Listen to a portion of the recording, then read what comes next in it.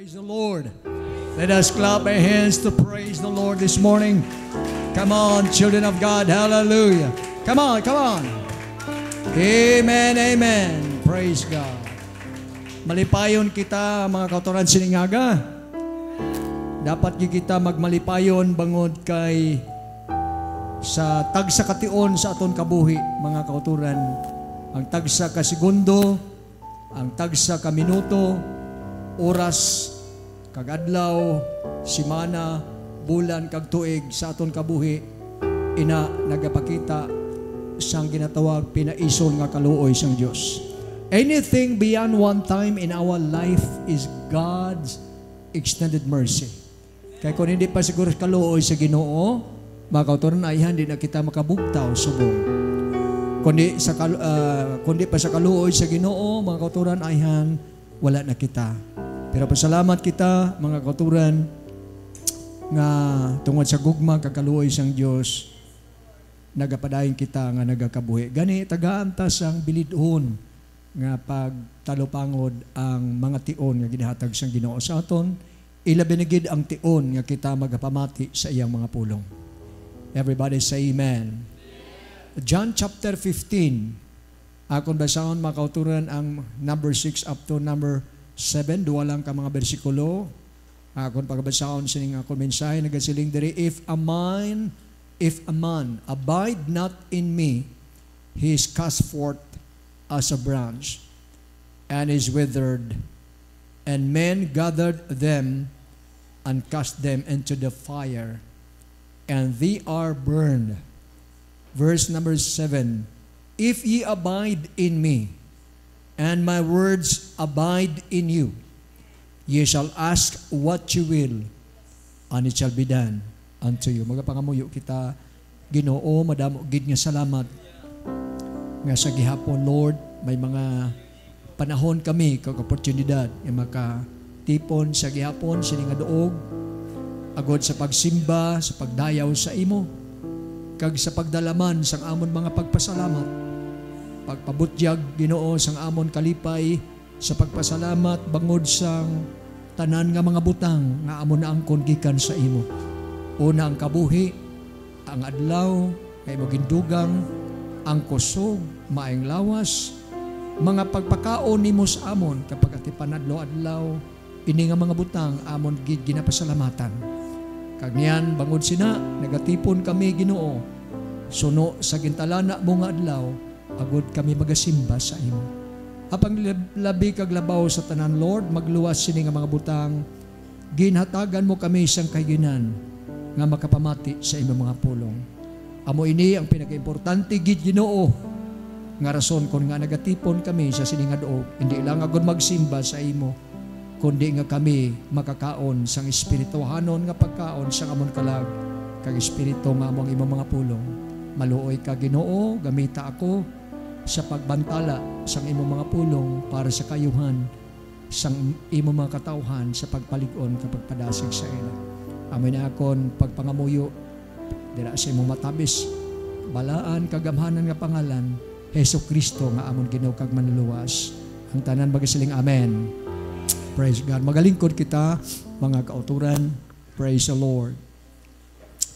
Now, salamat sa inyo nga ari diri sa tanan-tanan. Magadala ko sa inyo sang mensahe, mga kauturan, nga ginatiguluhan ang pagkaimportante sang aton kaangtanan sa Dios. Gusto ko nga binisayon lagi ini para nga kag hindi ako magapaspas gid kay nabatyagan ako nga bisan sa simple lang nga mensahe, importante makahangop kita.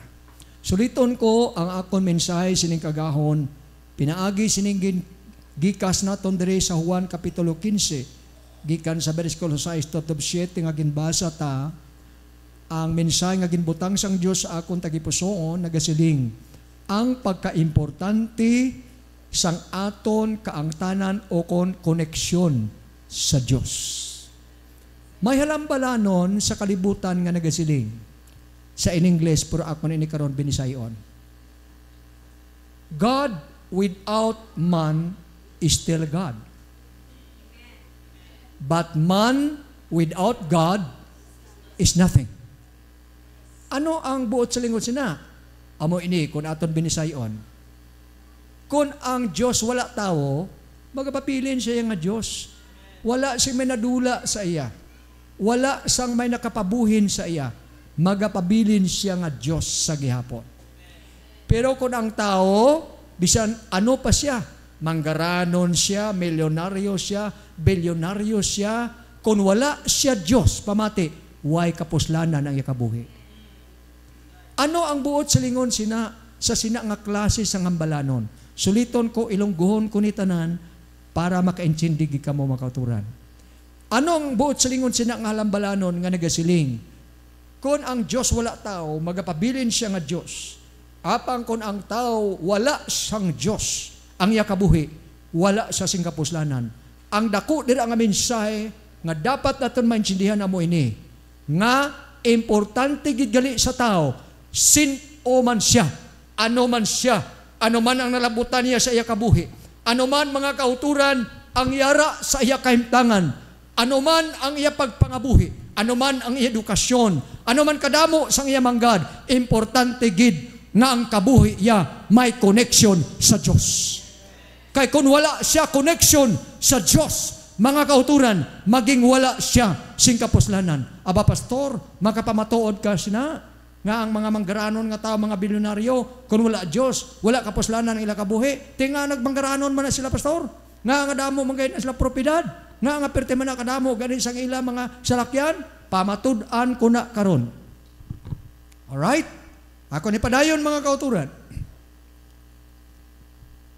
Ang tao, pamatigi ka mo si Mayo, tungod sa kakulang sang iya ihibalo, kag pag-insyindi, kag kaalam, ngagikan sa pulong sang Diyos, ang nagakatabo pirmi, kag amuning makita ta pirmi, kag ang resulta sini, hindi gid maayo.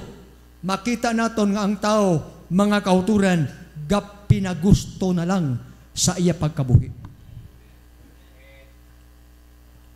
Hindi ba sakto na? Realidad ina. Kung tao wala Diyos, wala sa koneksyon sa Diyos, wala sa kadomdom sa Diyos, wala sa kakilala na gid Diyos, kagway na gid sa Diyos. Aba, grabe ang iya pagpangabuhi.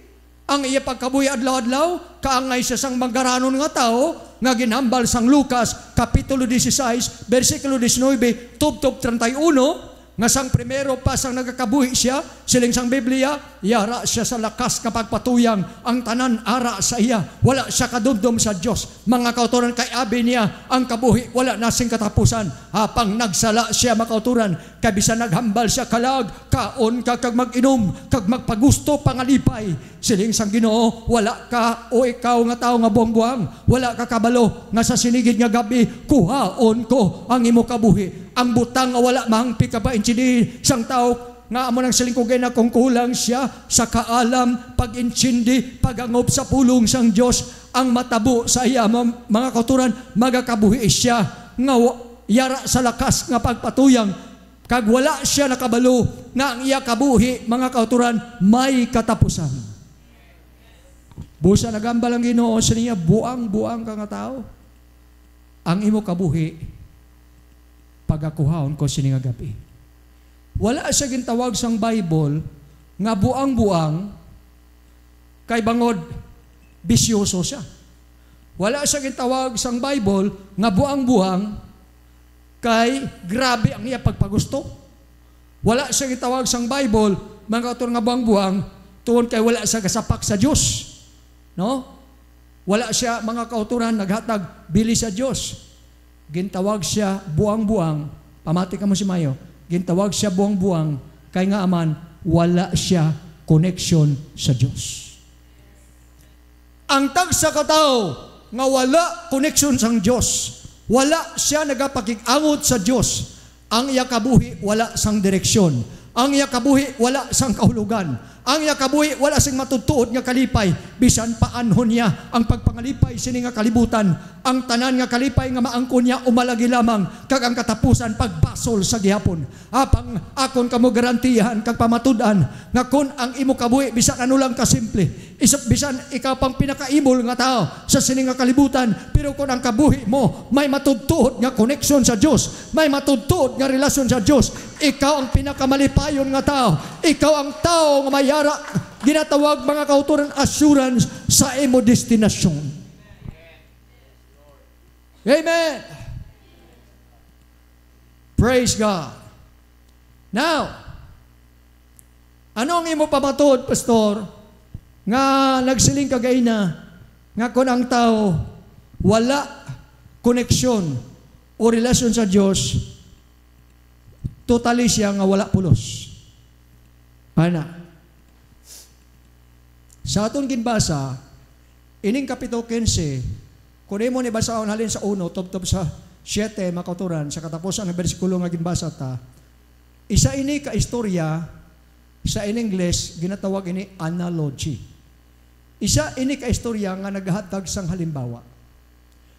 Kagang ginhambal diri sang Ginoo, nga ginhalimbawa niya, amo ang prutas nga ubas. Naghatag siya diri sang halimbawa nanungod sa ubas. Gingamit niya ang ubas nga halimbawa. Now, kung imo tunan ang Bible, nga sa kadamo sa mga prutas, nga ubas gid ang himo sang Ginoo nga halimbawa.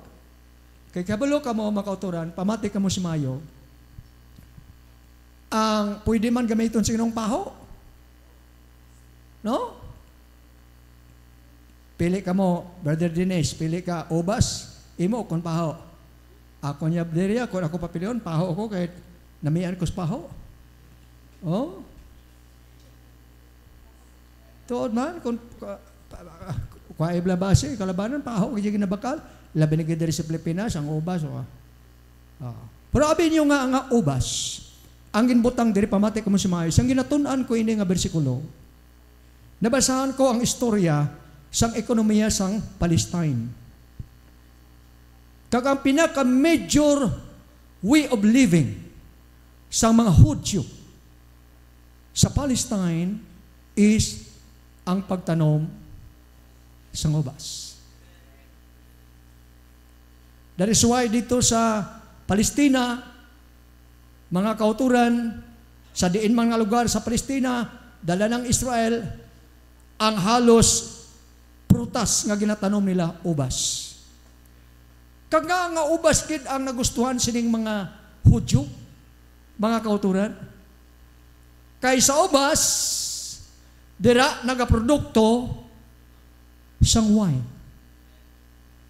Naintindihan ko ninyo? ABC no sa inyo, dire nga scientist nga, ang paho makaprodukto wine.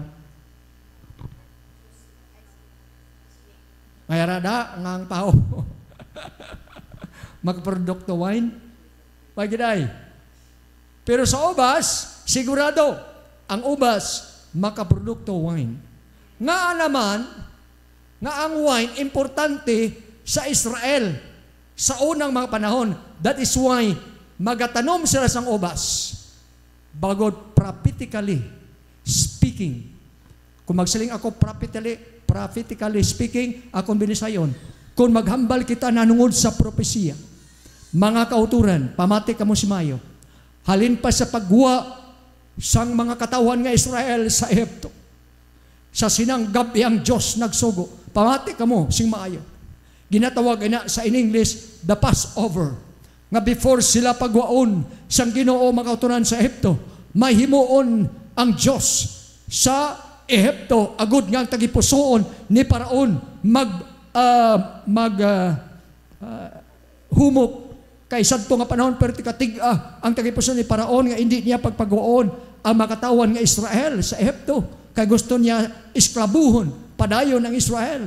Apang ang matuod amo ini, kung ang Diyos mag-abot na ang tion sang Diyos na ang tao iya na hilwayon mga kauturan, kung mag-abot ng tion nga ang iya makatawan hilwayon na sang Ginoo, pamati ka mo Mayo, wala sing hari, wala ni bisan sino, wala sang pwersa, wala sang impluwensya, wala sa kung anuman nga gahom nga makapugong sa makatawan sa Dios. Kung ang Dios maghimo na kag mag-abot ng tion sa paghilway sa iyang makatawan. Kag ang gamit sang Ginoo nga pagi, agud hilwayon sila amo ini. Agud maghubok ang tagipuso ni Paraon amo ni pamatyon sang Ginoo ang tanan nga panganay sa Ehipto. Magluwas lang. Pamati ka mo si Mayo. Magluwas lang sa mga panganay nga anak sang mga Hudiyo. Pero pamati, bisan Hudiyo pa sila, panganay, pamatyon, bisan Hudiyo pa sila, kung hindi sila magtuman sa instruksyon sang Dios, patay gihapon ang mga kabataan sang Hudiyo. But silingon, kung mag-disobey ka sa pulong sa Diyos, pamati ka mo si Mayo, bisan Hudiyo ka pa. Kung mag-disobey ka, hindi ka magtuman sa instruksyon, sa pulong sa Diyos, patyon ka sa gihapon. Ang punto na kung diri amo ini, mahudiyo ka man, kag hindi hintel ka man, kinahanglan kung nahanungod sa kaluwasan ang paghamalan, tumanon tagid ang pulong sa Diyos. Pulong sa Diyos perme ang aton sandigan. Pulong sang Diyos perme dapat dira mapundar ang aton pagkilala kag pagtuo sa Diyos. Anong sugo sang Ginoo sa tong gabi? Yari na, simple lang. Siling sa Ginoo kay Moses, mag-ihaw ka sa mga karnero nga wala siyang kasawayan. Kag sa pag-ihaw nimo, silingon mo ang mga tigulang, mga elders, nga ang atang-atangan, kaintindi ka mo sa atang-atangan, sa portahan bala, inang babaw sa portahan, atang-atangan na. Kundi may portahan ta, kundi portahan na, ara sa babaw. Sa babaw sa imo portahan, ginatawag na sa Ilonggo, atang-atangan. Kung sa mga panday, kami nga mga sa construction work, ang pagtawag namon sina is overhead. Okay. Siling sang Ginoo pamati, pag-ihaw nimo ang dugo, pamati ha, ang dugo nga halin sinang karnero nga wala sing kasawayan, ipalhit mo sa doorpost sang kada panimalay sa Israel. Wow! Butsilingon, may ipadala ang Diyos nga dako nga katalagman, pamatyon niya ang mga panganay nga mga kabataan, ma-Israel man kag mahudiyo, pero hindi mapatay ang panganay, ilabinigid sa mga Hudiyo, kung tumano nila nga sa kada portahan sa ibabaw, palhitan nila sang dugo. I don't know kung na-explicar ko na sa inyo, hindi ka mo siguro excited. May pa nyo, hindi maintindihin. Kila kadlaw ma-explicar nato nino, may nang nadala na ko nini. Meaning, sa sadtong tion, ginatawag yan nga crucial night. Magsiling kita crucial night, gabi nga pirti ka makatalagam. Nga man, pag wala dugo sa imo portahan, sigurado, pag agi sang anghel sang kamatayon, mapatay ang imo bata nga panganay. Yari na, nag-abot ng tion, nga nag-agi na ang anghel sang kamatayon, the angel of death. Pag-abot mga kauturan sa isa kabalay sang Hudiyo, wow, nakita sang anghel nga ang portahan may dugo, busa, hindi maobligar ang anghel nga patyon ang amo nga bata nga aman bangud sa dugo.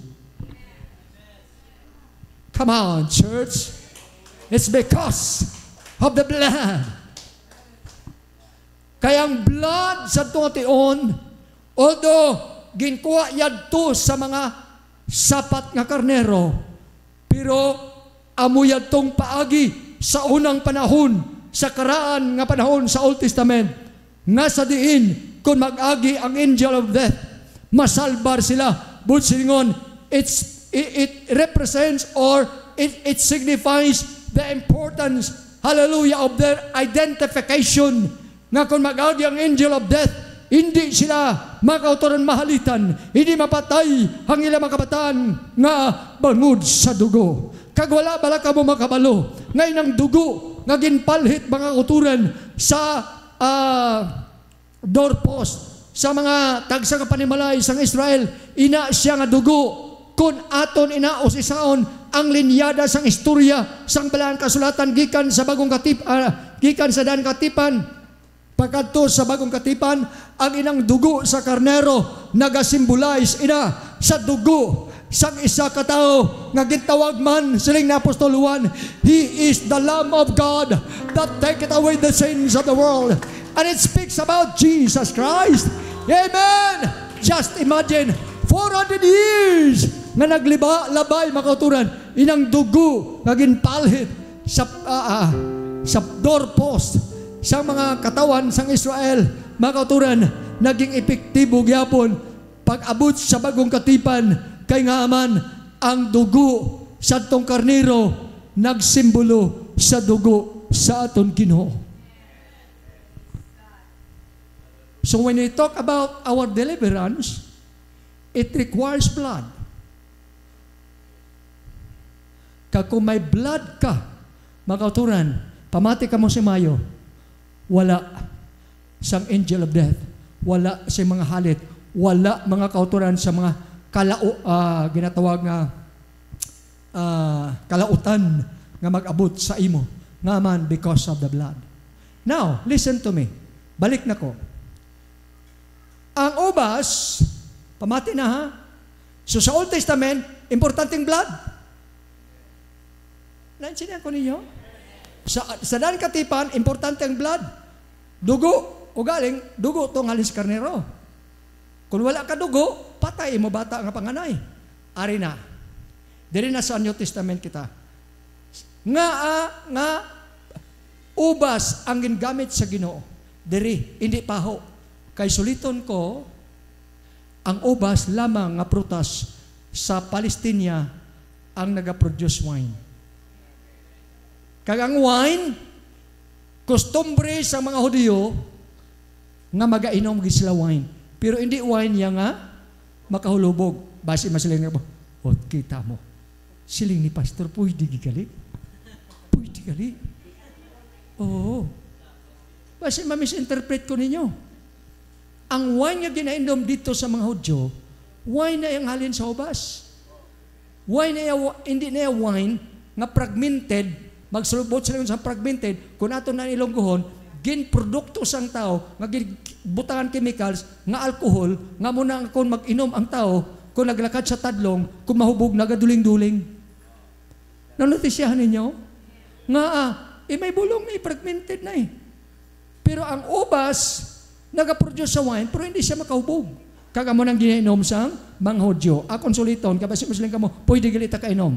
Hindi ka kainom mga tanduay, mga kung ano pa da, anyiho, o red horse. Hindi ka kainom. Pero, pastor, kung magbakal ko habis ang wine nga iya sa ubas, di mayo. Okay man, may mga problema. Pero maghalong ka lang, kabay si ima-diabetison ka. Ha? Kaya grabe man ang sugar sina. Okay, ako ni padayon. Now, buot silingon, ang ubas, amulan ni siyang produkto, prutas, nga makaproduce wine. Nga ang wine naman. Nakadomdom ka mo makauturan nga si Ginoon sa tapos siya napatay. Kang wala pa siya makauturan na kayab sa langit. No. Wala pa siya na din-crucify. Naghimo siya sang Last Supper. Kag naghambal siya makauturan, nga siling niya, himuon yung inising masonson, kay ining bino. Atong bino, suliton ko ha, halinto sa ubas, amo na nga, ang gingamit niya diri nga, halimbawa ubas. Si ining wine, nga halin sa ubas, magasimbolo sang akon dugo. Wow! Diri na naklaro na naton. Uy, sa John chapter 15 gali, nga ubas ang ginhimo o kung gingamit sang Ginoo nga halimbawa diri, analogy, na nungod sa ginatawag nga ubas, kay ang ubas gali, amo lang ni sa nga prutas nga makaproduce ang wine, kag ang wine ginasimbolo sang iya dugo, nga ang dugo importante kay kung wala sing pagpailig sang dugo, kung wala sing dugo nga ginpailig ang Ginoo dito sa cross sa Kalbaryo, wala kita nakaangkon sang kapatawaran sang aton makasalanan, kag wala kita nakaangkon sang kaluwasan. Thank God for the blood. Kag inang blood suliton ko, it symbolizes the wine, na ang wine comes from the vine. halin sa ubas. So ubas. Now, ano ginambal niya diri? Pamati ka mo. Ginambal niya sa versikulo 6, nga ang sanga, kung wala nagaangot sa ubas, o sa puno, sa ubas, siling niya diri ha, utdon. Disconnect na eh. Kag kung mautod na siya, anong matabo sa iya? Pamati ka mo. Malaya. Ang pulong diri nga malaya ang sanga kung wala na gaangot sa puno sang ubas, realidad ina sang halimbawa sang Ginoo sang pagkaimportante sang koneksyon. Naintindihan ako ninyo mga kauturan? Nga buot sa lingon, bisan sino ka pa. Amo na siling ko gay na, masiling ka, aba pastor, mapamatudan mo? Nga mga bilyonaryo, mga manggaranon, kung wala sa Diyos, why pulos? Tinga manggaranon man sila. Damo pa ganyan auto, damo pa ganyan mga pagkaon, mga slugoon. Oh, maayo man lagi nila pangabuhi. Sa natural. Pero sa spiritual nga bahay niya rin na, ang realidad sina, why kapuslanan.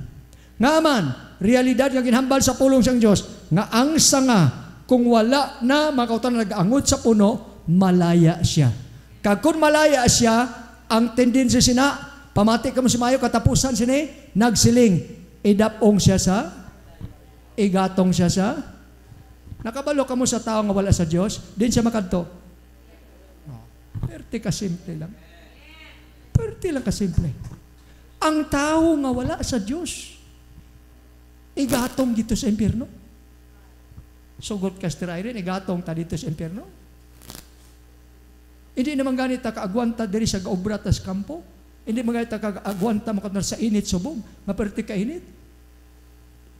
Dalon pa ta sa impyerno.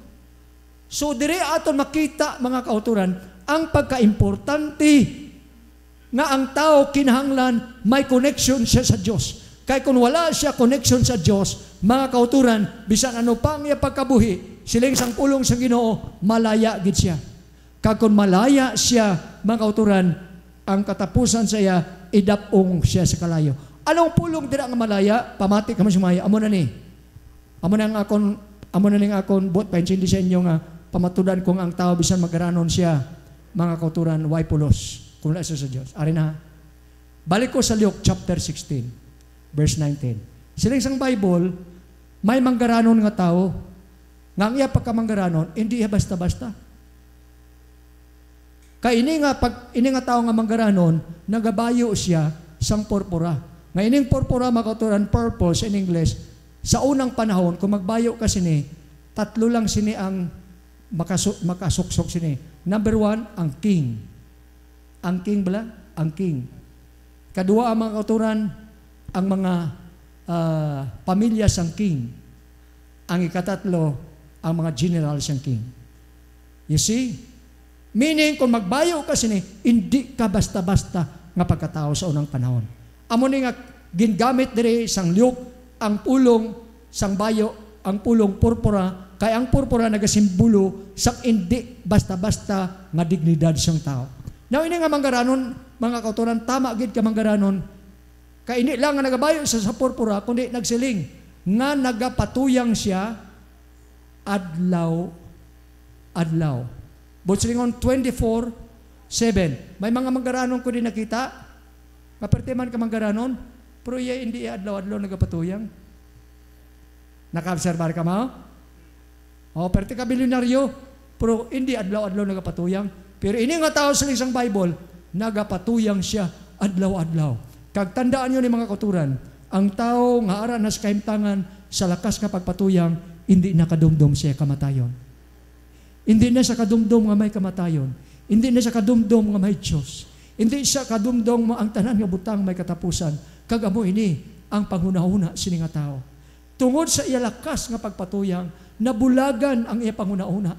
Nabulagan, nakapulan ang iya mga balatyagon. Nga sa diin, sa panahon ayhan nga makabati siya sa pulong sa Ginoo, hindi niya mabatyagan.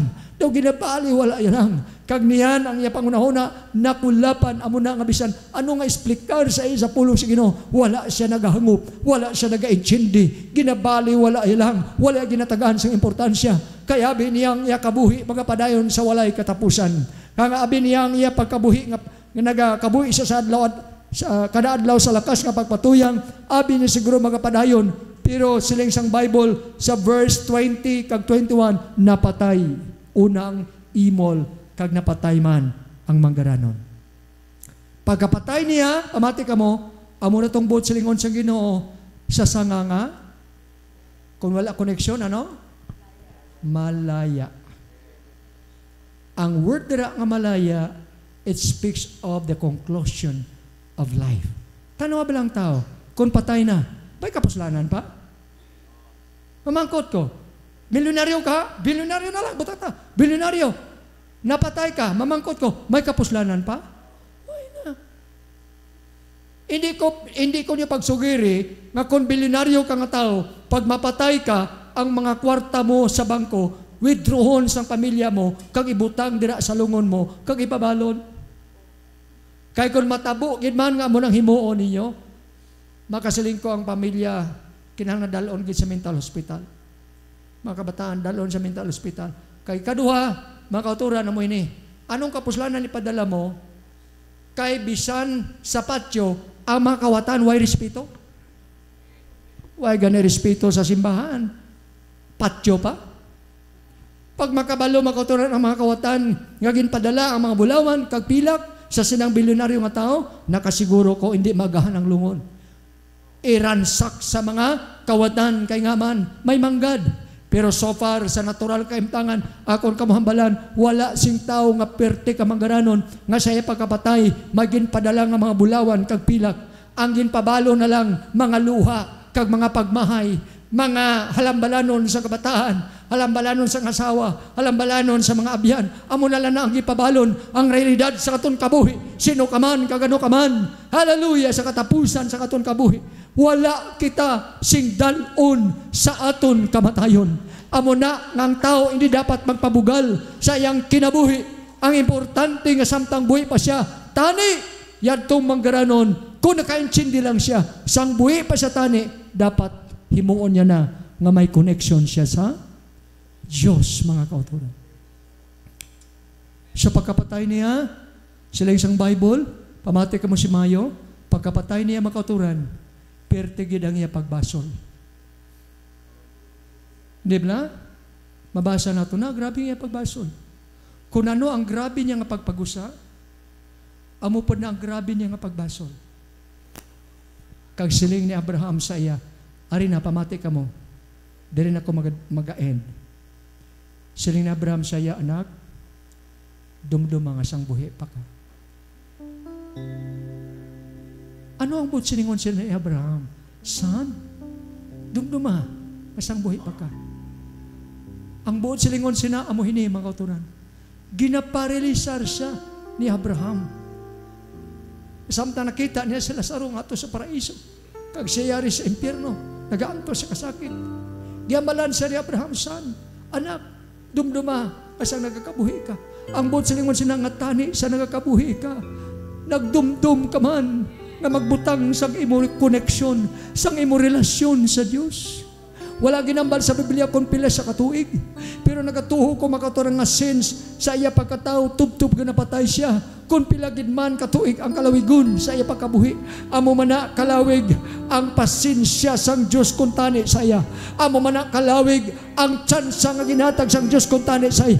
Amo mana kung tani kalawigun ang mga oportunidad nga ginhatag sang Diyos sa iya. O galing ginpatumbayaan niya, kag wala siya nagbutang sang iya kaangtanan sa Dios. Ang iya kaangtanan, ang iya kaugalingon, ginkunik niya sa iya manggad. Ang iya kaugalingon, ginkunik niya sa iya mga posisyon, ginkunik niya sa iya mga abyan, nga wala siya makabalo. Ang abyan magataliwan lang, ang manggad magatumadula lang, ang tanan nga mga propiedad mawala lang. Ang tani ang pinaka-importante amo ni, nga samtang buhi pa siya, ang iya kabuhi ara kon tani sa kamot sa Dios.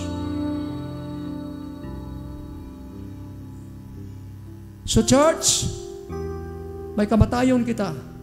Kada isa sa aton may kamatayon.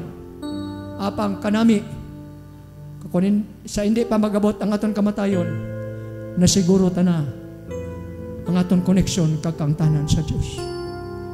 Magapamangkot ako sa inyo, kung magpanuktok ang kamatayon sa imo subong, abi pamalandong ipalihog, makasiling ka yan, Lord.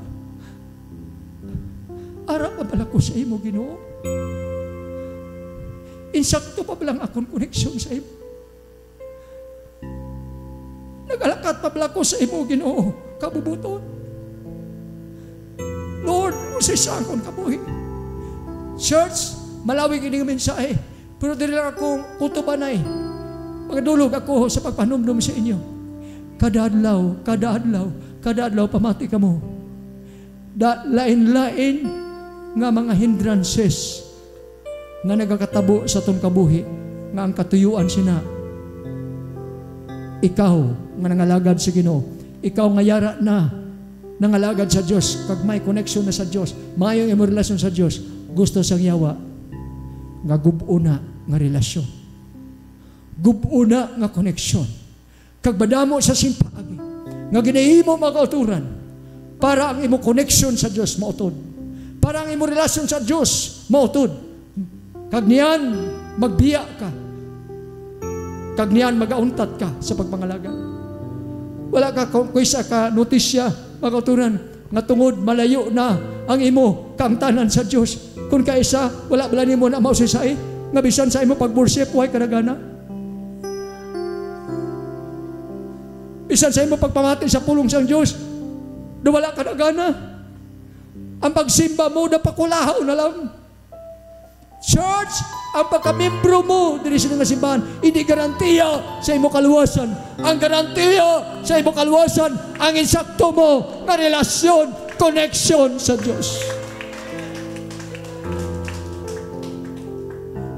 Bisan makano pang pastor, wala sa mahimo mga kauturan sa imo kabuhi, kung ikaw mismo sa imo kagalingon, wala nagtalupangod kag nagahatag sa importansya sang imo koneksyon sa Diyos. Adlaw-adlaw palihog, usisa ang imo koneksyon sa Diyos. Adlaw-adlaw palihog, usisa ang imo relasyon sa Diyos. Nagapabilin pa bala ko, Ginoo, sa imo. Kung hindi mo subong mabatyagan, pila na kabulan, pila na katuig, hindi mo mabatyagan ang tandog sa Diyos, ang iya presensya, makauturan, kag niyan daw nagalabot sa imo, ang pagkawalay gana, palihog, usisa ang imo koneksyon sa Diyos. Tandaan nyo ini mga kauturan, kung isa nagkakasubo ako tagipuson, sa wala pa ka mga kauturan, gin-bless ang Ginoo, nagpangamuyo ka, nagpa-prayer ka sa pastor, gipangamuyuan ka sa pastor, kag niyan gisabat sa Ginoo ang pangamuyo sa kalagad niya, bangod kay biblikal ina nga ang pangamuyo sa mataro nga tao may dako nga kahimuan. Ang butsilingon sa may dako nga kahimuan, obligado ang Diyos magsabat sa pangamuyo sang mataro nga tao. Anay nga gin-bless ka na, anay makauturan, kag ginpakamaayo ka na, ginangat ka sa Ginoo, ginayo ka sa imo balatian. Wala lang ni mo natalupang di amat-amat sa gagmay nga butang, ginapatay sang yawa, ginabugto sang yawa ang imo koneksyon sa Diyos. Please, church, usisa ang imo koneksyon sa Diyos subong. Sa Bible, makauturan din ako magadulog sa instansyang nagasiling sa mga apostoles, gindakop na nga itong Ginoo.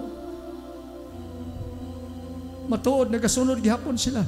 Bisan si Pedro, nga nag-deny sa Ginoo 3 ka bisis, nagpadayang gihapon sa sunod lantaw sa Ginoo, nga nagapasaan sa cross. Pero sila isang Biblia, bisan nagasunod sila sa Ginoo, pero ang ila pagsunod, tama na kalayo ang distansya. They are following Jesus. They still have the desire to follow Jesus, their Master, their Lord, their King, their God. Pero sa isang Bible, they are following Jesus afar off. Please, church, young people, adlaw-adlaw usisa ang imong connection sa Diyos. Hindi ang pastor ang imong saligan. Hindi ang papa mo ang imong saligan. Hindi ang bisan sinang imong saligan. Mismo ang imong kagalingon usisawan mo.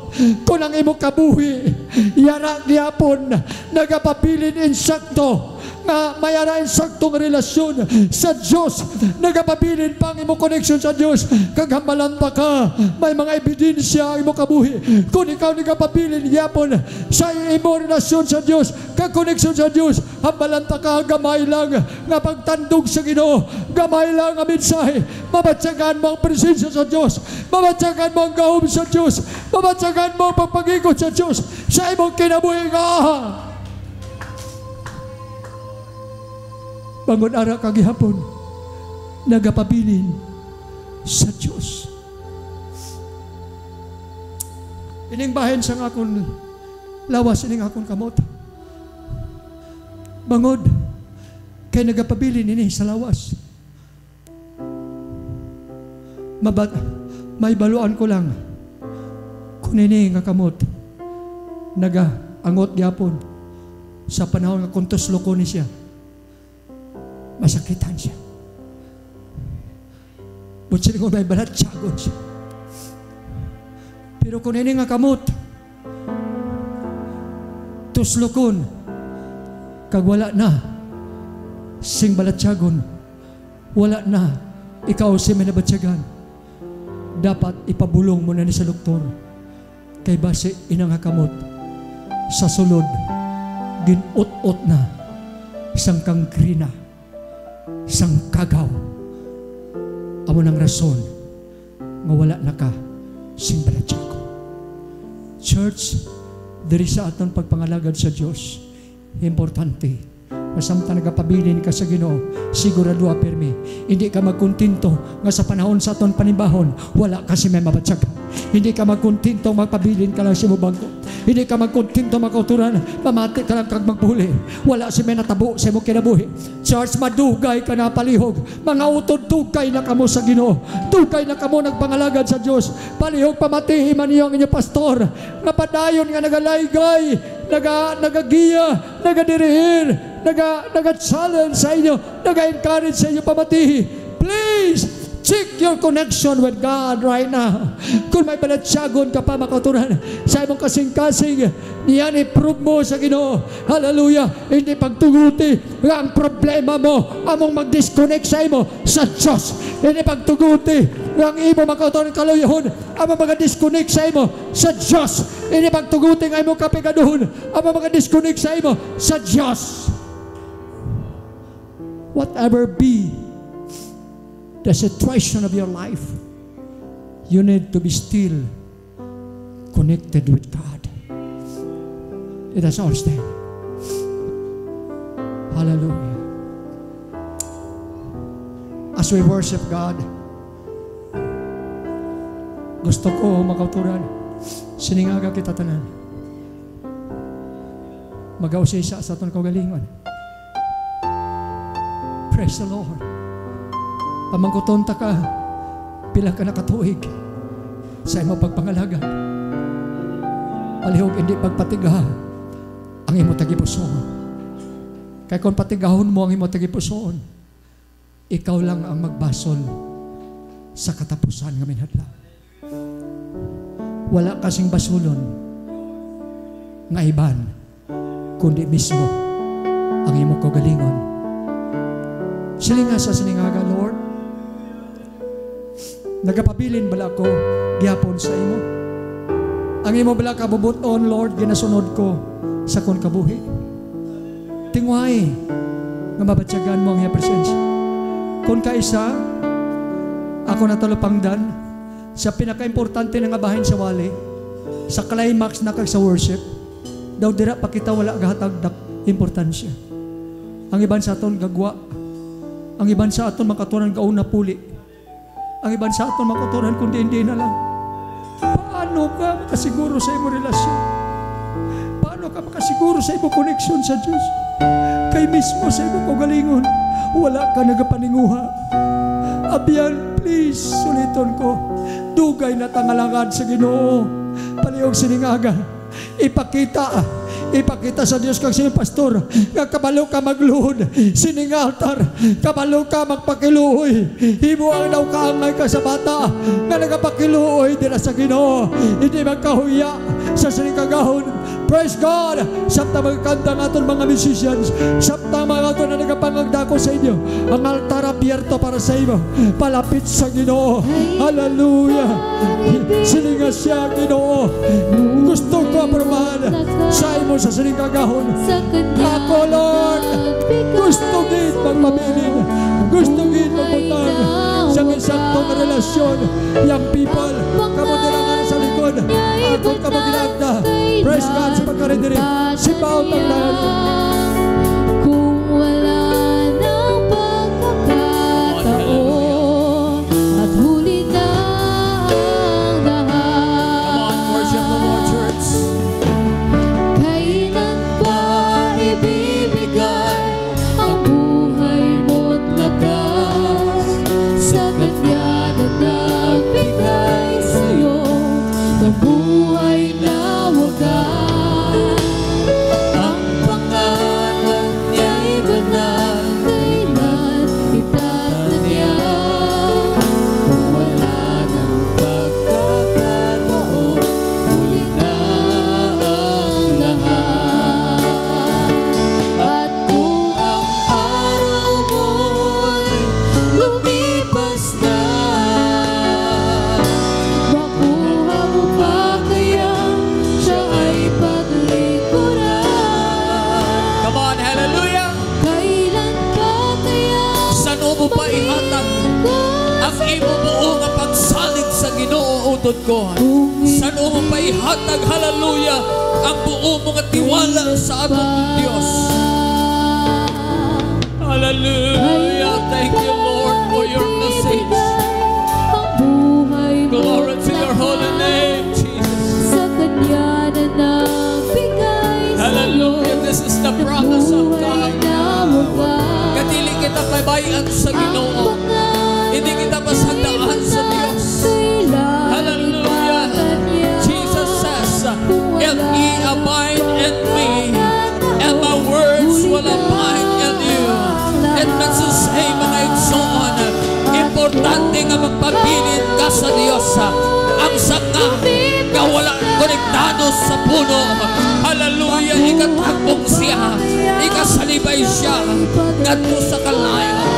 Apan mulahan ka siningatak na utod ko. Nakabatyag ka. Ano na may hapning ay mong mabatyagan. Nagrepresenta utod ko. Nga konektado ka pa sa puno. May connection ka pa sa Diyos.